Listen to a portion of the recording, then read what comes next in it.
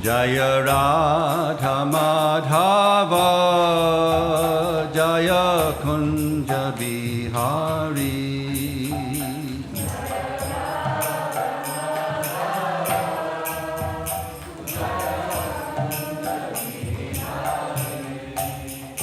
Jaya Gopi Jana Vallabha Jaya Giri Badadhari Jaya Giri Badadhari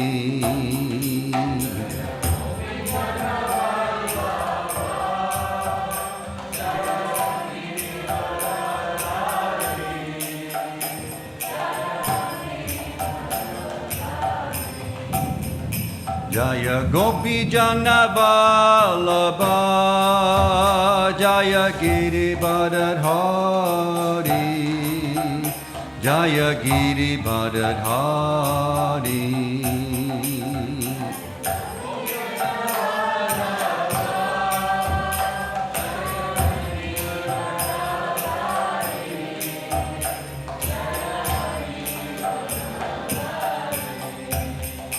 Jaya Yasoda Nandana Jaya Braja Janaranjana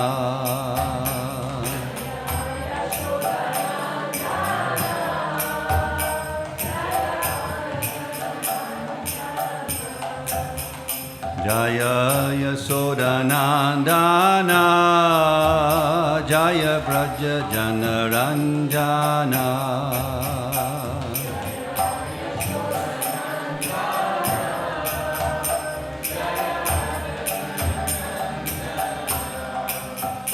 Jaya Yamuna Tiravanachari Jaya Kunja Bihari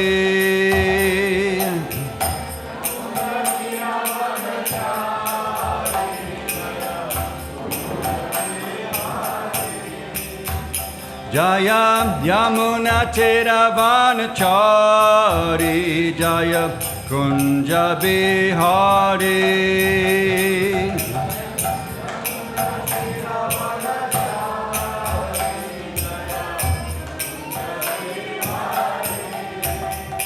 Jaya Radha Madhava Jaya Kunja Bihari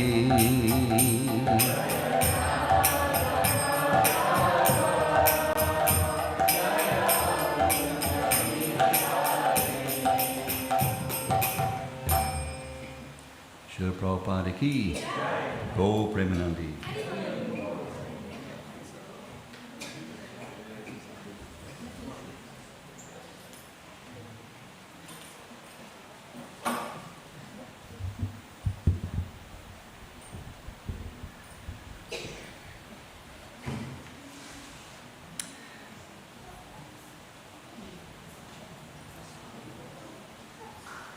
Hare Krishna. Good morning. So today we're reading from the Srimad Bhagavatam, 10th canto, chapter 71, and there's a series of 4 verses that we are looking at. Om Namo Bhagavate Vasudevaya.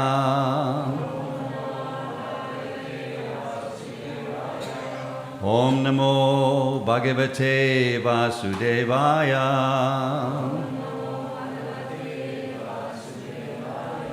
Om Namo Bhagavate Vasudevaya.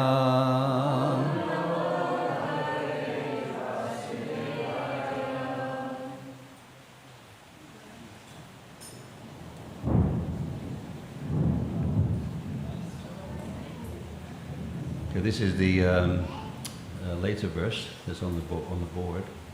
So I'll do the preliminary verses before we get there. So this is starting from verse 20.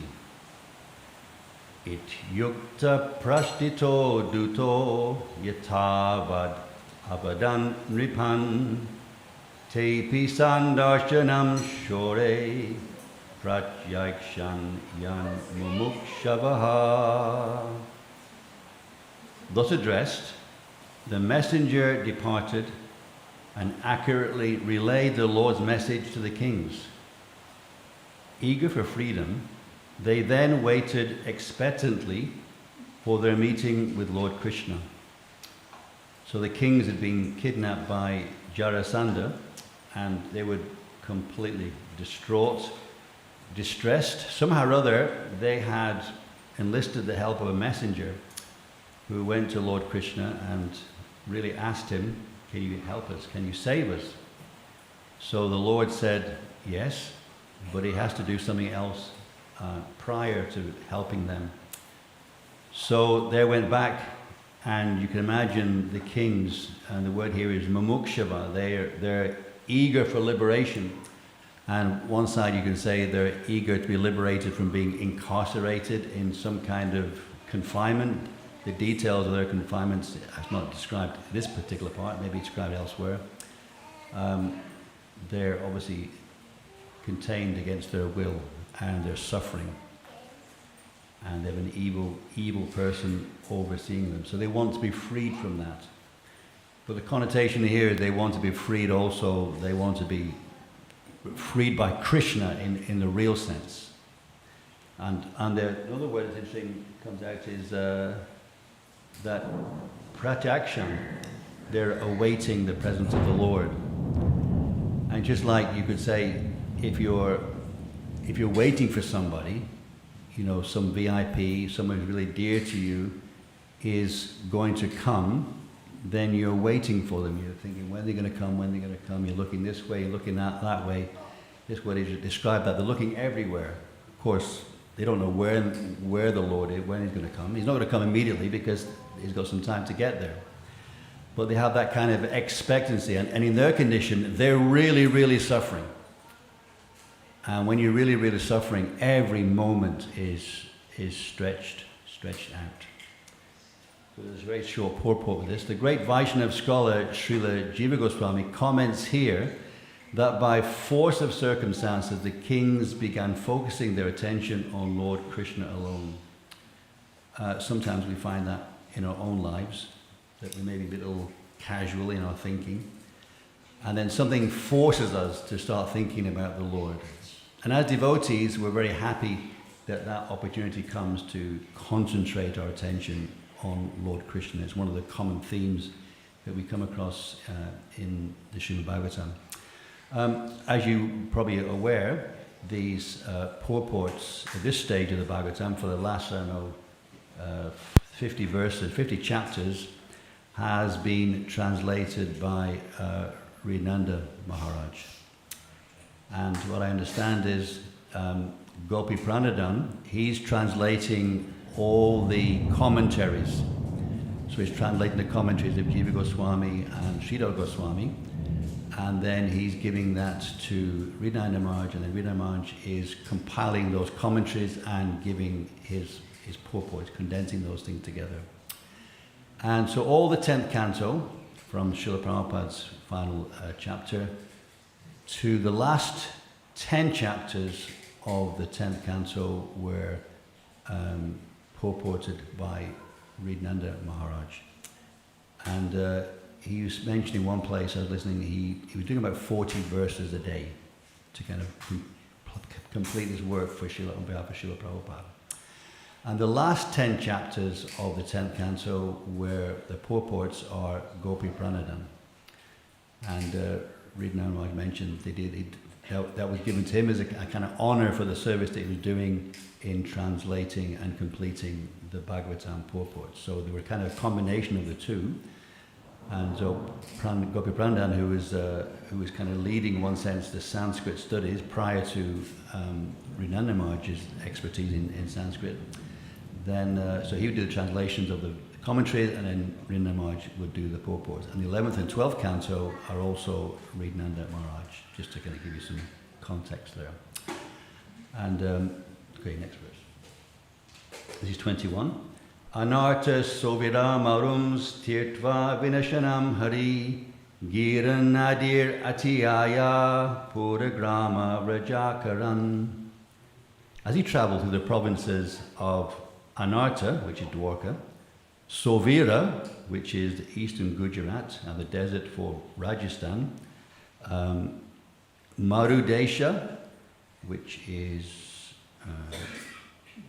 Interesting.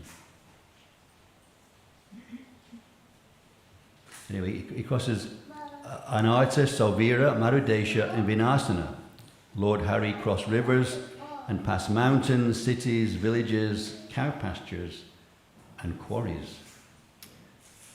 Interesting quarries. If you have gold and you have metals of some sort, you have to quarry it. If you have marble, I notice now you got in your hallway outside, got these beautiful green marble pillars. Anyway, if they're real green marble pillars, then they have to be quarried from somewhere. So that was passed. This is one of the verses. I'm actually doing a study project at the moment. So I'm compiling all the verses of the Bhagavatam that have any mention to cows, calves, bulls, oxen, grass, anything to do with cows. And this would be one of the verses that I would capture. And there's about 600 verses in the Bhagavatam that have something to say, something to give indication of the importance of cows and cow protection. And this is one of the verses that's there. Interesting enough, in the 10th canto, which may not be surprising, there are 300 verses about cow protection. So this is a verse about cow pastures, and in that society, then you would, if you're traveling from one place to the other, then you would pass many different things, and one of the things you'd pass is places where cows are pastured. Interestingly, the distance between Dwarka and Hastinapur is about 1,500 kilometers. And you saw on the previous verse, yesterday we were hearing about the conveyances, and some of them were conveyed by humans, human palanquins. So basically this whole carriage or procession of thousands and thousands of beautiful people and armies is traveling at walking pace. So you can estimate that maybe they're doing 25 kilometers a day, perhaps. And it's not so straightforward. Are they sleeping outside? Are they living just under the stars, or do they have to have a tent? And just like, for example, when the Padayatra is walking from place to place, there's a forward party. They have to go to the place first and set up the campsite. So people arrive there, and the camp's already set up. When I was in the Marines, in the headquarters, they had two headquarters, Headquarter A and Headquarters B. And one would be moving and setting up, and the other one would be operating. And the idea was if one got taken out, the other one would still function. So you have to go to one place, set up, and then you actually continue with your activities. So in the olden days, when armies were moving, they had to go to a certain point, then they set up, and they had to start cooking, and then they have people to sleep. So I think in those days, if you got 4 miles a day in the military, that was quite a good pace, you could say. And those armies that weren't shackled by so much baggage, they could really, they'd go quite swift and eat kind of hard rations of sort. But here, this is a huge festival going on.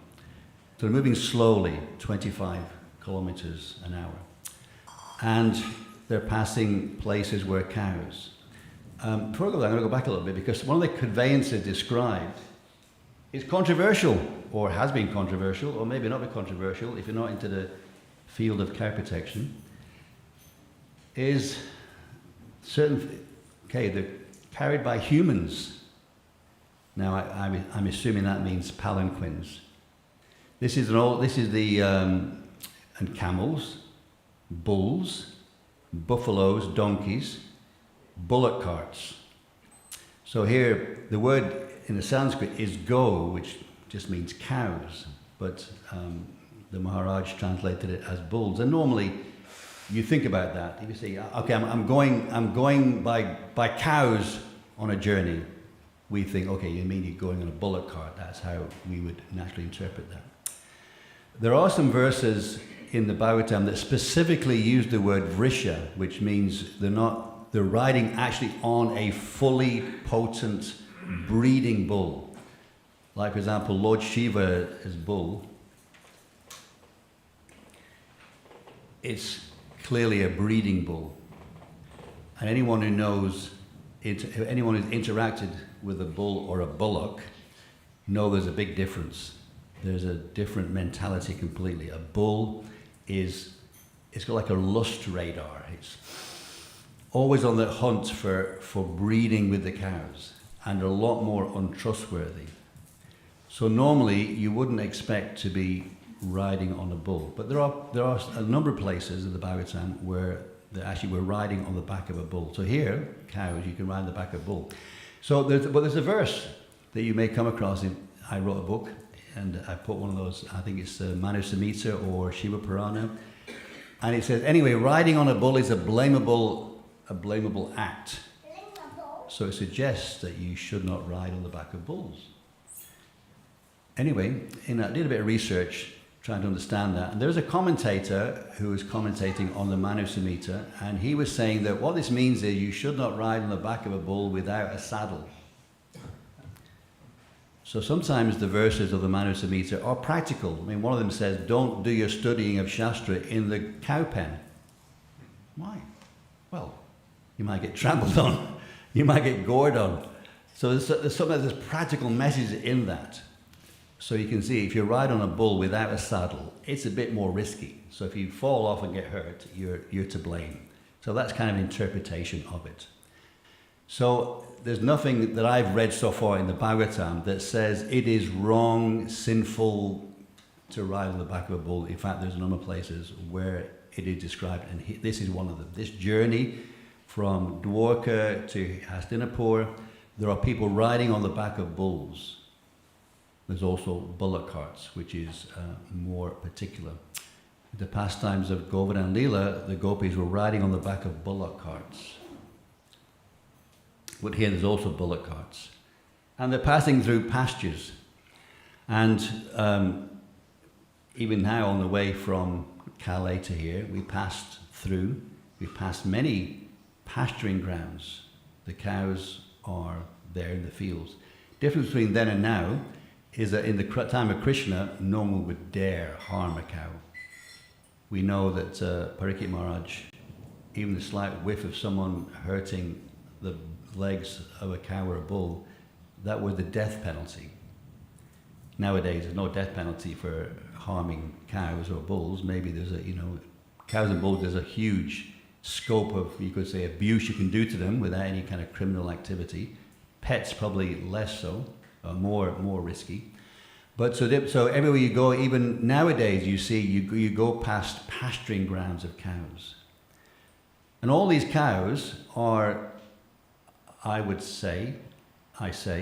Bhagavatam seems to say, they're the same category of cow everywhere you go. It doesn't make a distinction of cows that happen to be protected and cows that don't be protected from the Bhagavan perspective.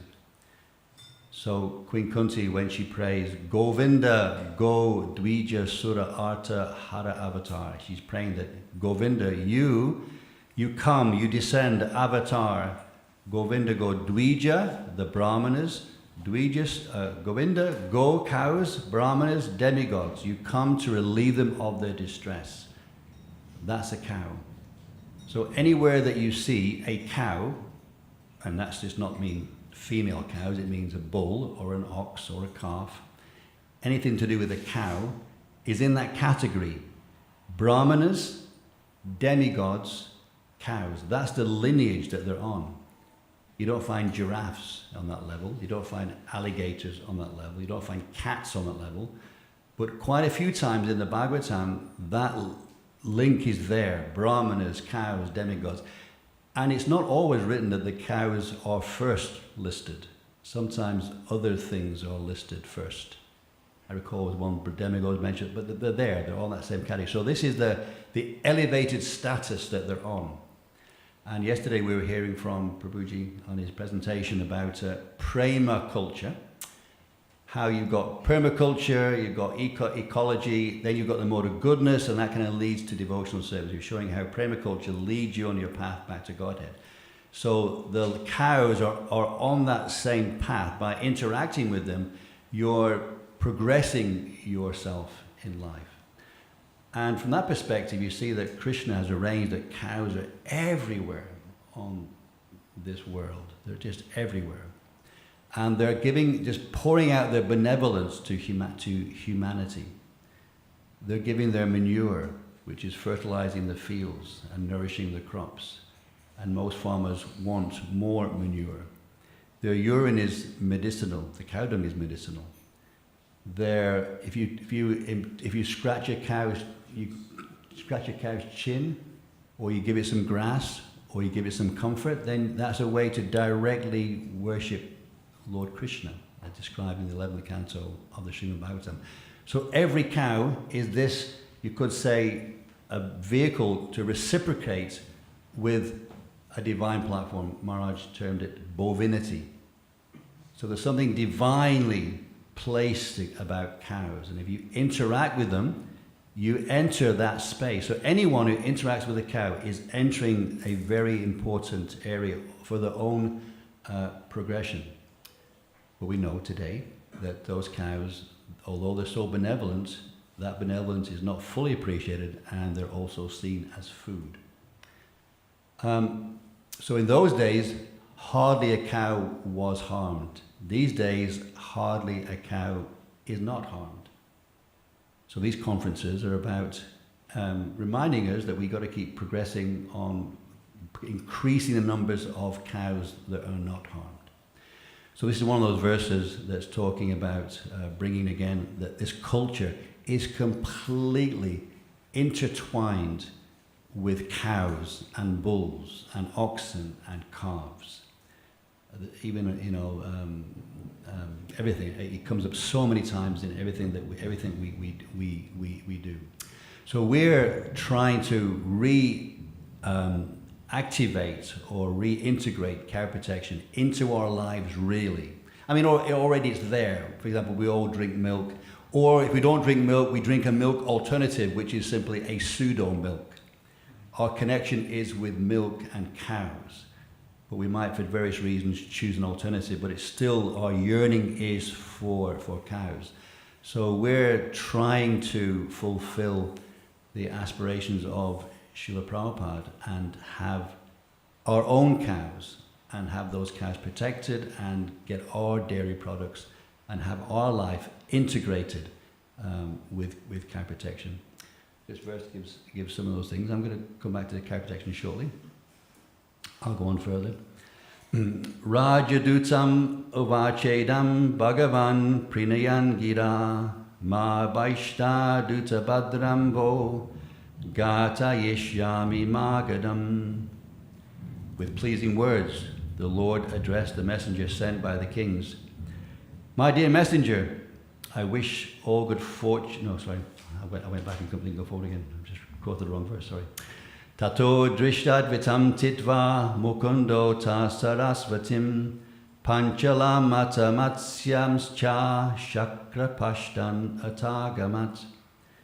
After crossing the rivers Drishtadvati and Sarasvati, he passed through Panchala and Matsya and finally came to Indraprastha. So again, think about, okay, there's some logistical issues here. You're passing a river. Recently I was invited by Kalakanta to accompany his teams in doing a survey of all the Goshalas in India. There's 70 Goshalas in India. So I was on the kind of eastern and southeastern team. And we came to the river Godavari. And it was 3 kilometers across. There's one Goshala there. It's 3 kilometers across. It's the biggest bridge, I think, of any river in India. Anyway, I don't know how big these rivers are. The river Panchala and the river Drishtadvati and the Sarasvati. But there's no bridge there. I'm presuming there's no bridge that crossed it. So they're going by boat. Now you can imagine the infrastructure and logistics of traversing that huge, thousands and thousands of people traversing a river by boat. And I think elephants were also camels certainly are described there. So they all have to be transported across on boats to the other side. Quite an amazing adventure. And my wife and I, we came by ferry from Dover to Cali. It's a bit of adventure getting on a boat. It's some kind of thing. There's some organisation to get onto the boat, make sure you're all safe as the boat goes on. So all these people and kings and princes and princesses, they're all being transported across the river like that. And finally they get to Indraprastha.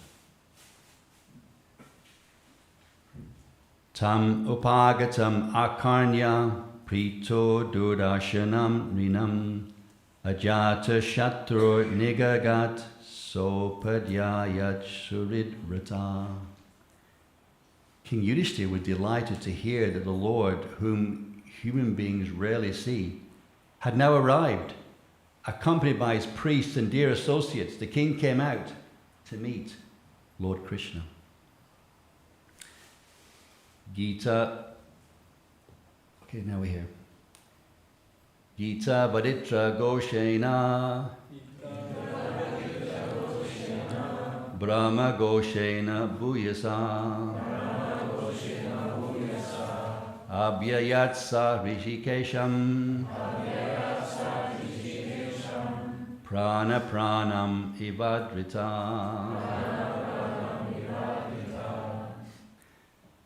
Gita of song, Vaditra, and instrumental music. Goshena, with the sound. Brahma, of the Vedas. Goshena, with the sound. Bhuyasa, abundant. Abhyayat, went forth. Saha, he. Rishikesham, to Lord Krishna. Prana, the senses. Pranam, consciousness or the life of air. Eva, as. Adritaha, reverential. Translation. As songs and musical instruments resounded along with the loud vibration of Vedic hymns, the king went forth with great reverence to meet Lord Hrishikesh, just as the senses go forth to meet the consciousness of life. Repeat it, please. As songs and musical instruments resounded, along with the loud vibration of Vedic hymns, the king went forth with great reverence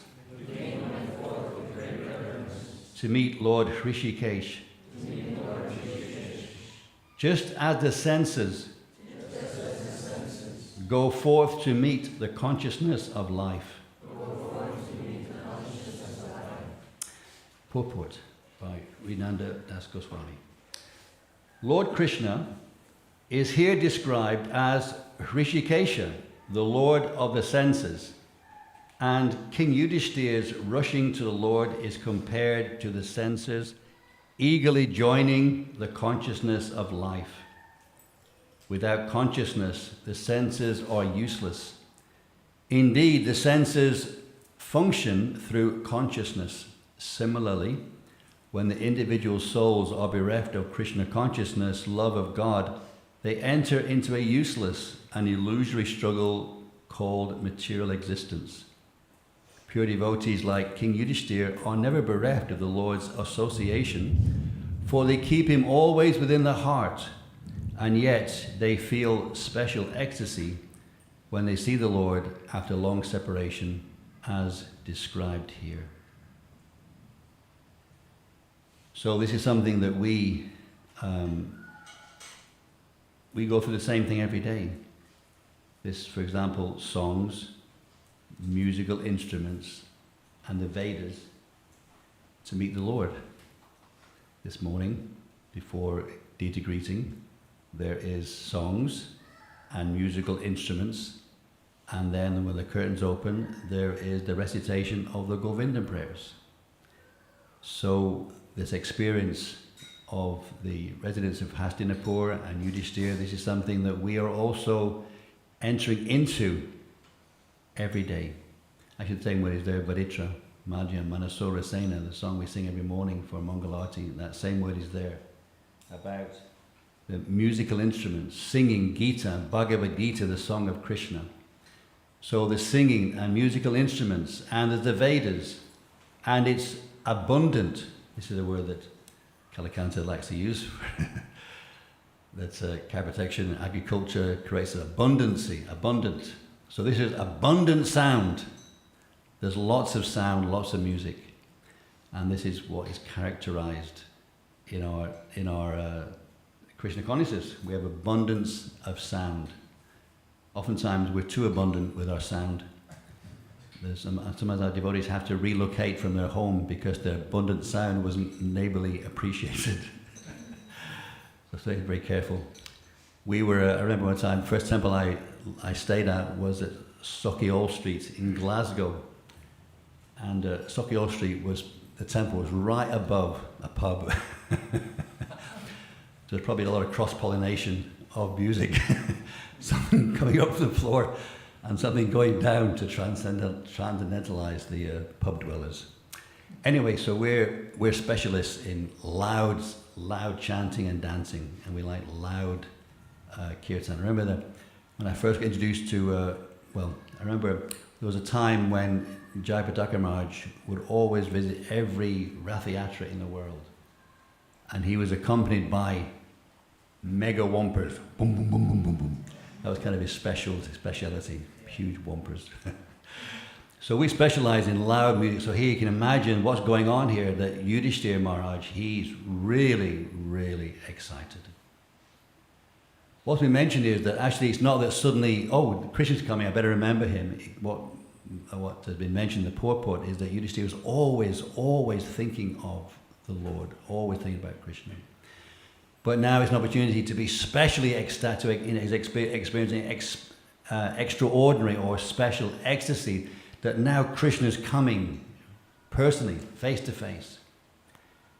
I mean, it's like that now, isn't it? When there's someone who's very dear to you spiritually, but by force of circumstances, mostly, they're not there. They're doing whatever they're doing in other parts of the world or whatever. So you may have them in their mind thinking about the nourishment that they give and the relationship that you have with them. But when they actually arrive, then it's more exciting. It's now a chance to have face-to-face opportunity to meet them. So Yudhishthira Maharaj, he is really, really ecstatic, really, really enthusiastic, and obviously he's a king. He arranges a beautiful reception for Krishna, not just Krishna, this huge, you can imagine, this parade of soldiers and all the different vehicles coming down with carrying various kind of people, beautifully dressed, full of gold and jewelry, all the best that humanity could provide. They're adorned with these things, and they're all beautiful and full of devotional potency. So they've come, and Yudhishthira, he's feeling this urgency, and he described here just like the senses and consciousness, they're connected together. You can't separate them. The senses only exist because of consciousness. So Yudhishthira Maharaj is feeling, I only exist because of Lord Krishna. So that's, you could say, something for us to aspire to, have that level of Krishna consciousness, that we feel my whole existence all the time is dependent on the Supreme Lord. So this is what Yudhishthira here is expressing. So I'm going to divert slightly back into the topic of care protection if I can. And actually it's the previous verse, the previous chapter was very important about Lord Krishna's daily activities, and you can see how important they are to how he exhibited his life. So you've already studied that some weeks before. But I wanted to just reflect on some of the comments, some of the information that comes out from it that's relevant to us. So in this pastime of Lord Krishna's activities, he gets up in the morning, and obviously his wives are perplexed. How can he leave my side? Not only are they Krishna conscious, but he's right there next to them. And the morning is the time of anxiety because he has to get up and leave them by their side. So they didn't like that anyway, but the Lord has to do what he does, and he has to show us how to lead his life. So one of the morning activities was that he would offer oblations into the sacred fire, which is ghee. Actually, the topic of ghee comes up so many times. Of these 600 verses, many, many times, I'm almost repetitively talking about ghee and fire yoga, ghee and fire yoga. There all the time. It's almost a little alien to us now in our sadhana practices, because we don't do very many fire yogas. And when we do, if I may say it, hopefully by expressing my ignorance, we do it almost as a ceremonial kind of festive occasion. It's not that we're necessarily feeling it as part of our daily sadhana. We don't have a fire yoga, we don't feel we've lost something. We don't chant around, we definitely feel I've not done what I meant to do. If we don't hear or read or go to Bhagavatam or associate devotees, we feel it that we're neglecting something. But we don't feel if we've missed a yajna, we've missed something that's going to affect us. Whereas in this time, in this culture, fire yogas was an important part of their expression and their connection with the Lord. In fact, that's what they felt. It's like nowadays we can pick up our WhatsApp and we can talk to someone on the other side of the world. By these fire yogas, they were able to commune with the demigods. They were able to commune with the Supreme Personality of Godhead. It's not my expertise, I'm just touching on that topic. You'll have more realizations about that methodology. But they'd use ghee. And you can get ghee from any cow. Of course, it doesn't come out as ghee, it comes out as milk. I was talking to some devotees a couple of days ago, and we're going to get a report from one of our farms in northern Italy. And what had happened was someone who was a farmer became a devotee who had a herd of cows. So what do you do? What do you do if a farmer becomes a devotee? He's got a herd of cows. It happened in England. We had Chaitanya College, someone nearby got interested in becoming a devotee. He had a herd of cows. So from being a cow slaughterer, he had to become a cow protector. And suddenly you've got an extra 40 cows that you have to think about what you're going to do with. There's a devotee in Alachua, and he wanted to buy a farm nearby the temple. Well, he wanted to buy some land. He wanted to live in a house near Alachua. So there was a plot of land, I don't know, maybe 10 acres. Of course, in America, when you buy a farm, when you buy a house, you buy a big plot of land. In England, you buy a house, you might get a garden. Or if you're in a flat, you don't get a garden, you might get a window box. So if you get a garden that's like 30, 20 meters, that's a big garden. I know the same here in Belgium, but certainly in England, it's like that's a big garden. It gets about 30 meters. So in America, you buy a house and you get like an acre or 2 acres or 4 acres around it. Anyway, he bought this. He wants to buy this plot of land, and there was a herd of Aberdeen Angus cows on the land. And Aberdeen Angus are not dairy cows; they're bred for killing. That's what they breed them for. So, in consultation with the farmer made the point that if you don't buy the cows, I'm going to kill them. I mean, they're going to die anyway. That was their, you could say, path. Anyway, he decided, no, I'm going to keep these cows. So he made the choice of buying the farm and buying the cows. So now if you go there, you can still see some Aberdeen Angus outside his house. What he did say, which is interesting, he said that he attributed his fortune economically from making that decision of looking after the cows. Although he had, I think it was like 15 of them, 15 Aberdeen Angus cows. Each one must cost, I don't know, $1,000 a year, hay, straw, whatever, veterinary bills. So he made a choice to not only have 15 Aberdeen Angus cows, but also to look after them, watch over them, make sure they got fences, provide for all their needs.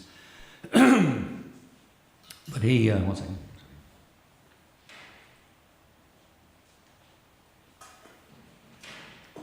But he noted that his business started excelling, started becoming more abundant. And he connected the two things together. And many times it's like that. When you start analyzing what's going on, you see that you do certain things in terms of cow protection and things start increasing. The cows start reciprocating extraordinarily. In Sweden, we had a little example of that. We bought these 2 cows in Sweden, milking cows, and they were giving milk, I don't know, 15 litres each a day. And then one of these other cows that had never had a calf thought, I want some of that, because these cows are getting special treatment, a bit more extra grooming, and a bit extra food. So it started banging up, started producing, revealing milk. Anyway, so she started giving 2 litres of milk a day. And recently we noticed another one was doing that. They had 6 cows, and suddenly a second one started giving milk. She was giving 4 litres a day. And what was interesting, after a while she thought, no, she changed her mind and didn't like this system of, standing there being milked, so she started kicking. So they stopped milking her for a while. And when I was there recently, we wanted to reactivate her benevolence. So we had to oblige her to stand still. Now, she had this tendency that if you got up close, she wanted to kind of kick the bucket and then kick you. So we thought, well, our cows are not familiar with the Indian system. Krishna would carry a rope over his shoulders. The cowherd men, the gopis, would carry a rope, and that rope would be used to tie the cows to a tree, or to put a rope around their back legs, and they would stand still while you milk them. In the West, we use a thing called a kick bar. It's like a C-shaped bar like this, and you hook it under their leg, the crotch of their leg, and then you put it over their back. And if they move their legs, it pinches on their muscles a little bit, so they don't like it. Anyway, the first time we put that on her, she really didn't like it. She jumped and jumped and jumped. Anyway, so it was a bit discouraging because we wanted to milk her. And anyway, the next day we tried something even more drastic. I tried tying her leg to a wooden pole. Oh, she didn't like that. She kicked, even though I'd strengthened the fence, knowing that she may not like it, she pushed, she kicked the wooden fence, big hole in the wooden fence. Okay, let's try the kick bar again. And so we put the kick bar on again, and this time she accepted it. She realized that we were going to be a bit more determined. And so she accepted it. So now she had another cow giving milk spontaneously. And they had 2 other ones we give a little milk from, but they were giving so little that the manager wasn't quite sure whether they wanted to persevere with it. And here, this place is famous.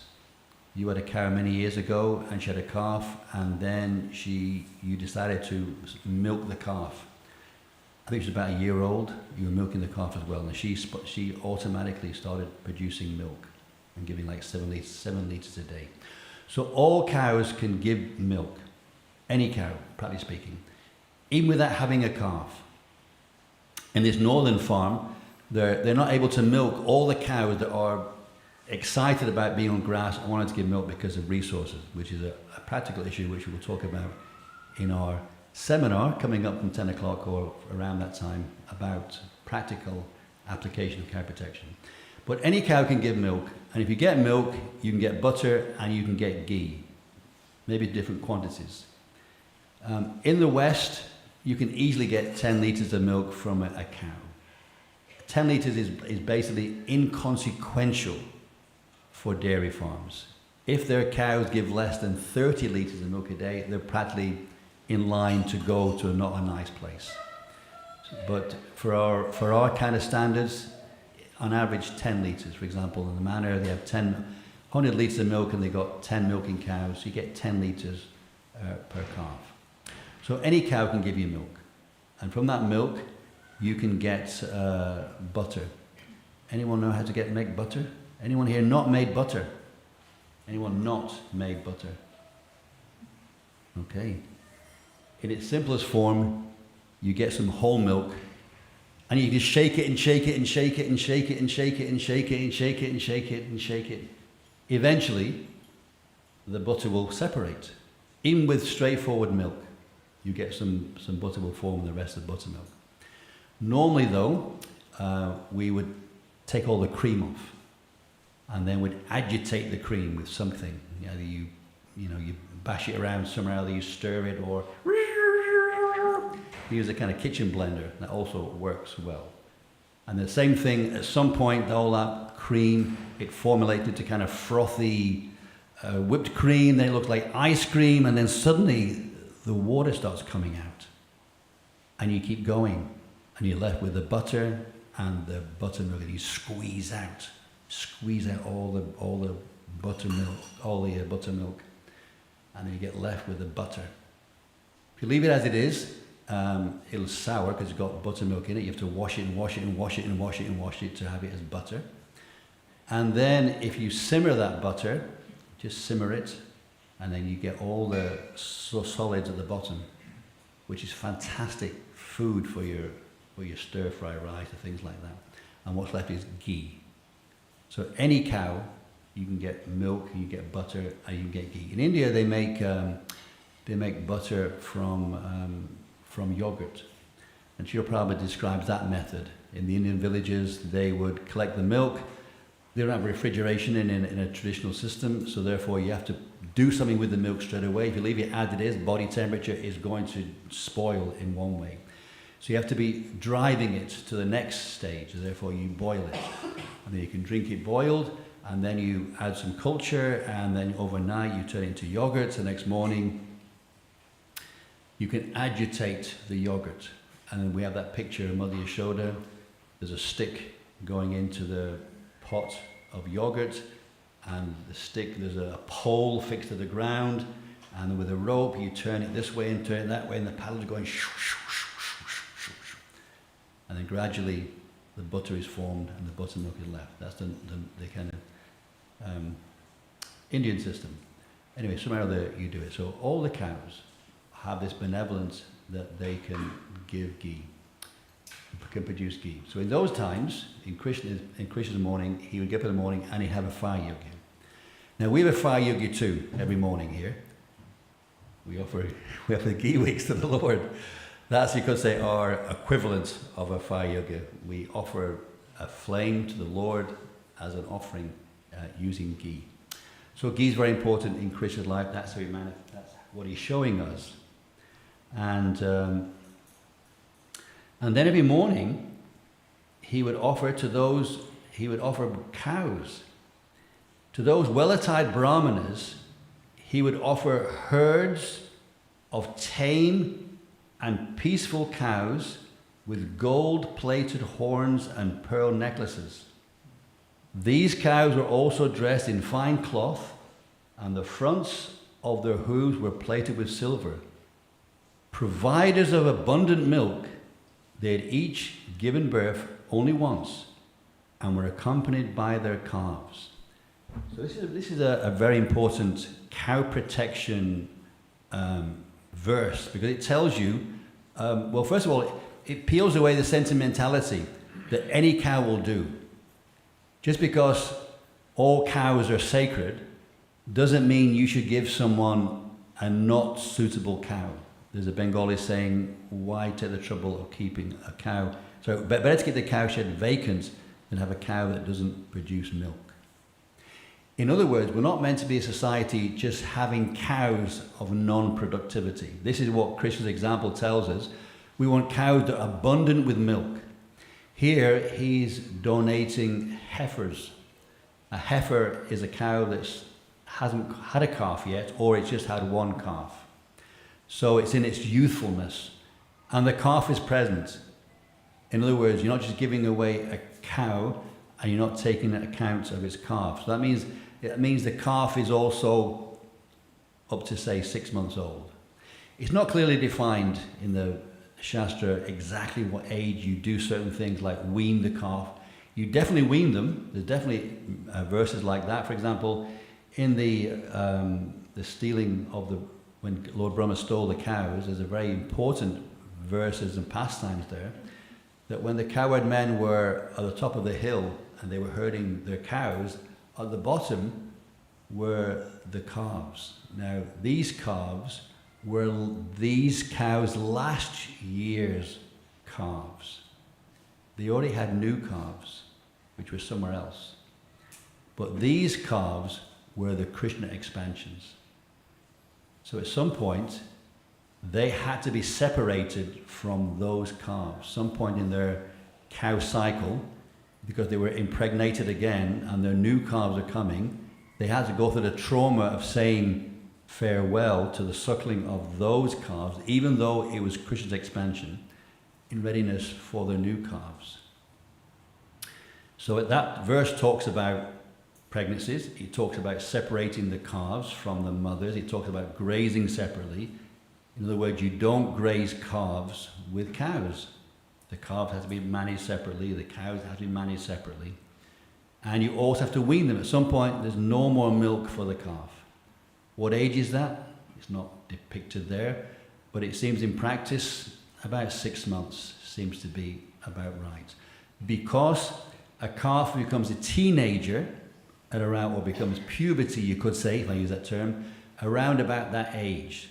So a calf that's 6 or 7 months old can impregnate, or occasionally can be impregnated, even though it's not so common. However, many a Goshala has been caught unawares by not paying attention to you could say the potency of a young bull, and are quite surprised how quickly this young bull finds his way around the cows and impregnates them. And there many Goshalas have fallen victim to that inattentiveness. So about 6 or 7 months seems to be the right time to wean the calf from its mother for those reasons. So these cows that are donated are milk-laden cows, and they have all this beauty connected to them. So it's important for us that there are many. We as a society should show the world we're not sentimentalists. We don't just have cows. We want to show that we have good milking cows that produce lots of milk, and they are protected. So that's what also we can learn from this. Another point, and then I'm going to stop for questions, is that another thing that Krishna would do, and also numbers there, he'd be giving out 13,000 cows. And when we look at the numbers that involved, it means there's millions of cows being donated at different times. There's one pastime where King Chitrachetu, he gave 600 million cows in charity in appreciation that he had a son. 600 million cows. So you give that a cow protection perspective. If you're giving 600 million cows, then actually how many cows were there in existence at that time? Which means there were billions of cows. So wherever he was, I think it's on the earth, is it Chitrachetu on earth? Is it pastime on earth, King Chitrachetu? That means the earth had billions of cows at that time. Currently on earth there's 1 billion cows. And so I'm an advocate as we need more cows, not less. We need more protected cows and not... So one final thing. And here, every morning, he would go Vipra Devata Vrida Gurun Bhutani Sarvashaha. He would Namaskrityatma Sambhutir Mangalani Samasprishat. Lord Krishna would offer obeisances to the cows, brahmanas, and demigods, his elders, the spiritual masters, and all living beings, all of whom are expansions of his supreme personality. Then he would touch auspicious things. So one of his daily activities was to offer obeisances to the cows. And also another one here, fourth one here. He would then look at ghee, a mirror, the cows and the bulls, the brahmanas and the demigods. So these are all things of purification. The cow, if you offer obeisance to a cow, doesn't necessarily mean you have to offer full dandavats like a stick. You can bow your head. For example, when King Prithu was bowing to the Lord, he basically just bowed his head. He didn't do full obeisances as we sometimes do in the temple, mostly often do in the temple. It means something to acknowledge respects for the cow. So you could do that every time. We could. So as a thought, the cows are so important. You can offer respect to them, and this is exactly what Krishna did it in his own life. Okay, so I'll stop there. Anybody has any questions or points? In our village near Michael, there's a lot of buffaloes. What's their position? The buffalo, they're also one of the vehicles of transportation. Transportation. But they're not categorized like that. I've never. They're not in the same category as cows. They have the same mother from the demigod side. The same Surabi who produced cows also produced buffaloes, because she produced all the kind of mammals. But they're not in the same status as cows. That's all I can say. Actually, Prue was telling me yesterday that sometimes there's this kind of agitation about A2 milk. So buffaloes have got A2 milk. Anyway, Marge is saying that it's actually this A1, A2. There's nothing concrete about it. It seems like a marketing ploy by the A2 milk sellers. For example, if you're a Lord Shiva follower, you want milk from a brown cow. And in fact, some of the verses of the Bhagavatam talk about donating brown cows. So if you're a connoisseur of milk of a particular type, then you might want milk from a brown cow. If you want milk from a Gir cow, then you get milk from a Gir cow. If you want milk from a Jersey cow, then you might, but it's just connoisseurship. It's not deep, detailed importance. A little comment on that. Sunanda, the brother of Nanda.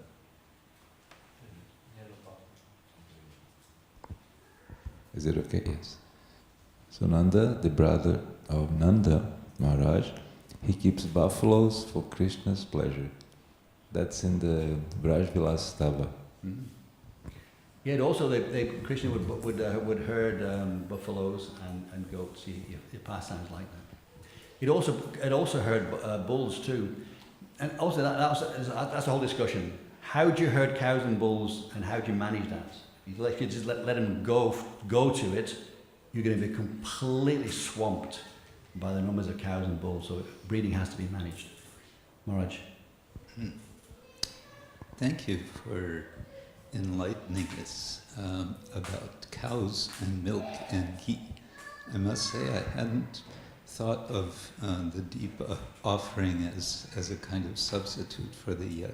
That's interesting. I just wanted to mention toward the end you were referring to offering obeisance to cows. And when I was doing research for this book, I visited the Patmeda Goshala complex in southwest Rajasthan.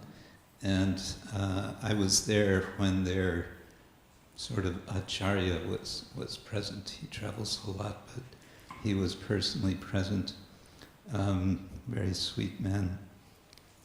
And there were quite good number of people, and they did a kind of worship of the cow one time in the evening. They had a kind of gazebo, and they had one very beautiful white cow, totally peaceful cow, kind of all decorated, and they were offering the arti, and they were doing parikrama, and they were also doing an interesting kind of obeisance, which I participated in.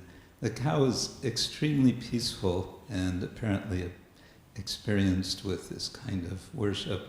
You could crawl under the cow as a kind of worship, between not between the legs, front and back, but across.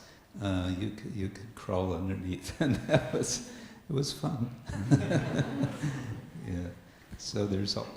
I wanted to say also that this acharya and others I met who were very much in the sort of cow protection, they're like activists.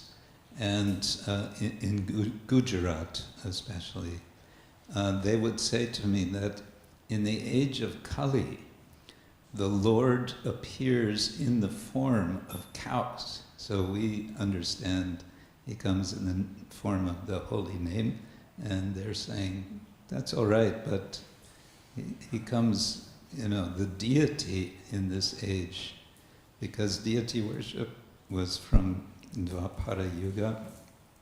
I say in Kali Yuga, it's the cow. We worship the cow as our deity. That's a nice mood they had. Mm-hmm. I recall one time at the manor, someone wanted to put their brand new born baby under the same kind of thing, under the belly of the cow. I didn't thought health and safety would be too much for her to do that, so we didn't permit it. But they want to do it.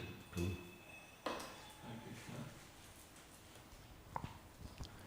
Hare Krishna. We are supposed to follow the Varnashram system. This is ideal, but there is a point that I don't understand about this Varnashram system. Like we read many times in Bhagavatam that these kings used to give thousands of cows in charity to the Brahmanas. But neither the kings or the Kshatriyas, neither the Brahmanas are taking care of the cows, because that's a Vaishya activity, Krishi, Goraksham, Vaniyam. So how to contextualize this? Why the kings added the cows to give to the Brahmanas? Well, I heard Radhadesh Maharaj give a comment about this. Radhadesh Maharaj, and he was talking about, giving elephants and villages to Brahmanas. And he explained it that you give it to them, and then someone else looks after it on their behalf, and they get you could say the wealth from it. So they may not necessarily look after the cows themselves, although it is described that Brahmanas can also look after cows. They can also be cow protectors if they're necessary. But just like, for example, in those days, it's like someone gave you a car. You might take the car and give it to someone who buys it from you, and you might get the revenue from it. We wouldn't refuse gold as Brahmanas, we'd accept it, and we'd modify it in a way that benefits how we're doing it. So I see it in the same way. You may give them cows, and then they may, have someone else looking after the cows for them, who are probably Vaishyas or Shudras doing the work, and they're getting maintained by the fruits of it, from the milk and the butter and the ghee. That's how I understand it. Of course, in these particular cows that Krishna donating, they got silver plated and gold plated, and they got jewels and things. So that's of immediate value to the Brahmanas. But in those days, was their value?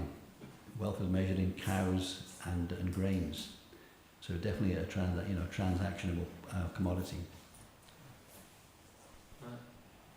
Another point regards the cows that don't give milk, because maybe I didn't understand properly, but you said that we value the cows who give milk, and the others that they don't give milk, like we see in India, they are scattered, they are like roaming around, eating plastic, and they are not protected.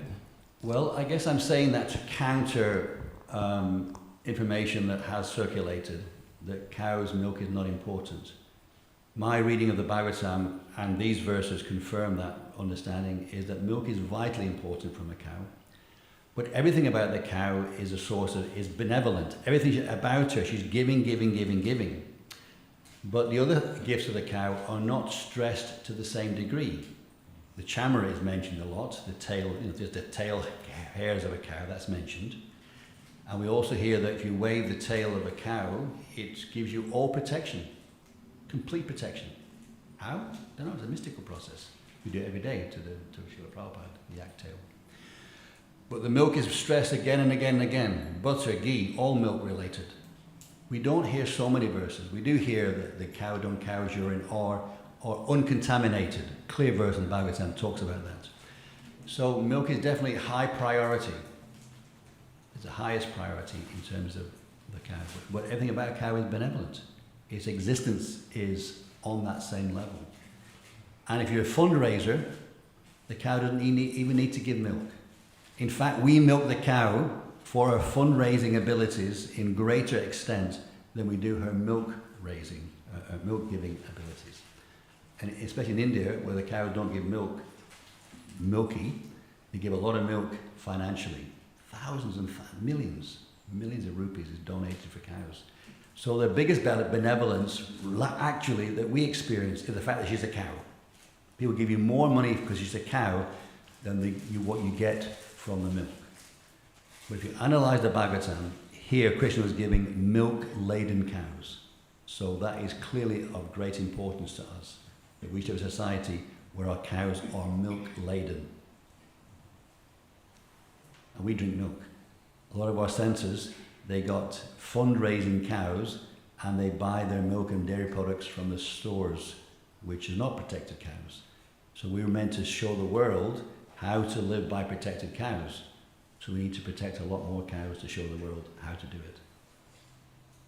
I think Kalakanapur wanted to have something to say.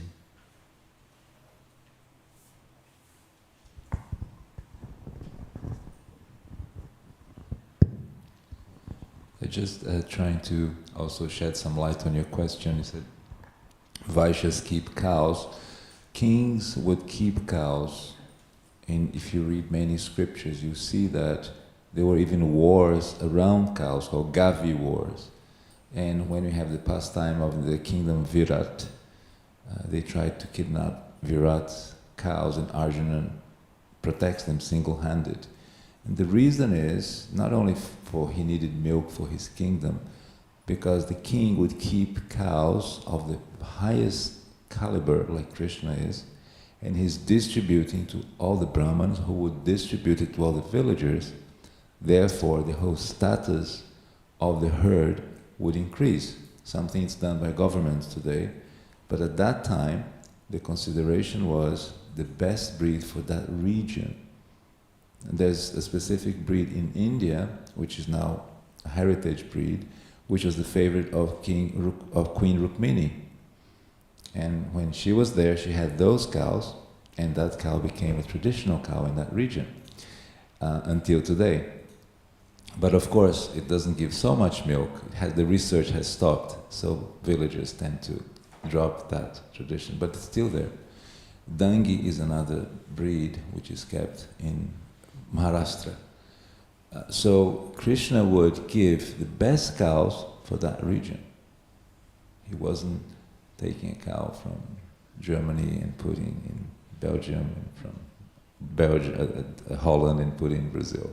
He was actually respecting the eco-physiological aspects of that environment. And he did that in such a way that all these cows had names and had qualities which was desirable there. So that was one of the reasons why the kings would keep cows, you know. And a small comment, I really appreciated a point you're trying to stress about the divinity of the cow. I was with an Ayurveda teacher in Ujjain, and he's very nice, and he was reading, I said, can you read to me Ayurveda verses which talks about the cows? And he started the introduction, and right there, the cows in Ayurveda comes first. It's cow, Brahmans, and Devas in the Ayurveda in that Ayurveda text he was reading. And what that brings to my reflection is that the potencies which have been given to the cows are very subtle and unknown. And because they're subtle and unknown, it's easy to dissociate from the cows, because you cannot see those relations. Different from trees. Everybody understands if you cut your relation with trees, you die because you need food. But with cows, they're very subtle, like refining the finer tissues of the brain. So I appreciated you bringing the point of the populations of cows, because that's something that today is attributed to global warming through methane. And it's not the numbers, it's where they're at in that video. It's not the problems of the cow, but where they're at and how they're treated and how the farming system or the care system which they're inserted in. So that was my reflection. Okay, we should stop here. Srimad Bhagavatam Ki. And a reminder that the course, our conference is starting at 10 o'clock in the yoga room.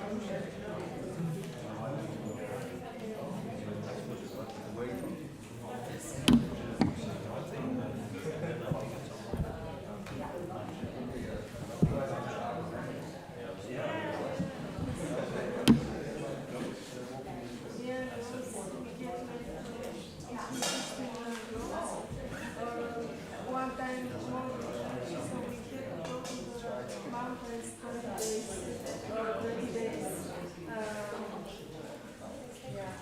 Yeah, depends on with the old boats. And other people are going 5 days or 7 days, but we have to go. Yeah, we were searching water in the mountains, so my grandmother, she knew where all the good drinking water was in the mountains. I don't know now, but she knew every water source, the water source in the mountains.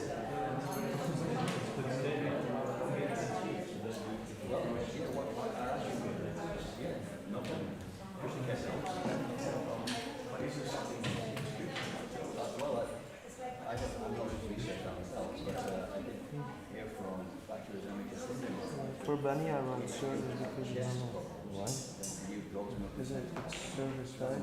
Only on Monday. You went to them? Yeah, it's already done. Oh, then it's service. No, I didn't know. No, because after this is health and all that. So other people you still do the maps. But the absence or I know the excuse. So still he has to Me and Christian, we were a little bit too late because he had to take his question around.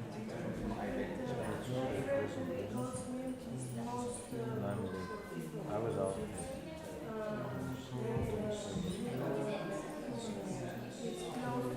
That's service. Otherwise,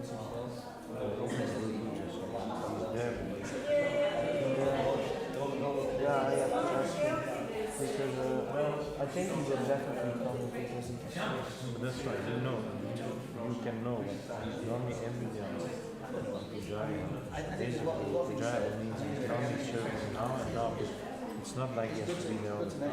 So someone's contributing just sometimes he has to be there, finish washing the plate. So the point is, unless he's not on service, he's serving. It's either present or service. So if he's here and he decided to come to the present, technically if he's not here, service. But I think on Sunday he's not on Pujari. So then if he's not there, so you just confirm it. Yeah. Yeah. Half a pound a day, £1 a day, no weight. So, go to any context. We're not saying any kind of That's good. Actually, I was here on time because you never know. you're just not with it, right? So I came before the end of the day. I was outside, I was doing some work. Was it service? Yeah, I also it's not like I had to do it. But basically, it's 2 days I didn't put my phone on. For yesterday. The whole yesterday, and then I switched it on. So this morning I switched it on. I had to send something. I had a few questions from yesterday that were waiting on answer. So I basically decided to answer them. I could have used the so yeah, I like service is still we can always have service. Can go and decide I'm gonna do the ashram cleaning now, but service you're not supposed to do it. Yeah. Only when it's so necessary service. The point is if someone is consistent, it's not about being once absent and letting them talk. It's about when we see that everyone's like late often or every week on the same day they're not there. What's happening? Or that day is the day I'm just staying in bed. And then we have Christmas. It's not the Sabbath of life. It's not one day I don't practice on Sunday. Every day. Unless there's exceptions, say, it's not like every week on Monday. I'm gonna rest, I'm gonna sleep one. And that should be the day. You have the day, you have a rest, you have the day. But not instead of chanting around early and back. not on a regular basis. Again, exceptions are there. You go out on Saturday night. On the travel, it's very difficult. I notice now I'm back in Radhadesh.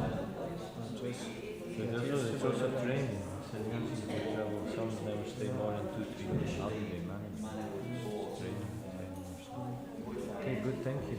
If you're not there, then either I can do it, but otherwise someone else. I'm gonna ask him my But he should then be there. He's also not always. Anyway, you manage. I'm here. I can just fill up something. This is sometimes it's so. It's to wash. But technically, especially when you touch it. I do it like every 3 days. But anyway, when you touch it, should be if you drank from it, you touch it, so it should be Yeah, most people do touch it. Yeah, so this should be thrown away. So Yeah, the water should be thrown and washed.